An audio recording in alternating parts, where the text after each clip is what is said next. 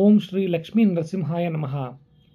ओम श्री वादिराज विरचित ऋण परिहार श्री लक्ष्मी नृसिंह स्तोत्रम्। देवता कार्य सिद्ध्यर्थम सभास्तंभ समुद्भवम् श्री नृसिंह महावीरं नमामि ऋणमुक्तये।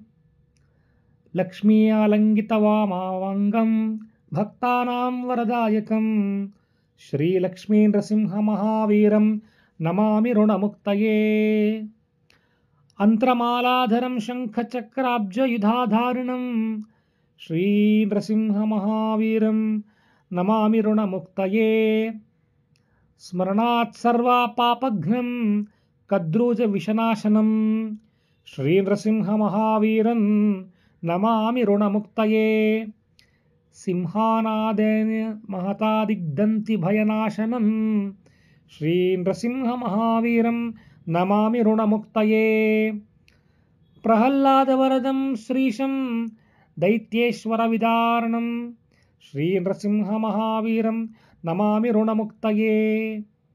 क्रूरग्रहै पीडितानां भक्तानाम् अभयप्रदं श्री नृसिंह महावीरं नमामि ऋणमुक्तये। वेदान्तयज्ञेशं ब्रह्मरुद्रादिवन्दितं श्री नृसिंह महावीरं नमामि ऋणमुक्तये। य इदः पठेत् नित्यं ऋणविमोचनसंज्ञिताम् अनृणे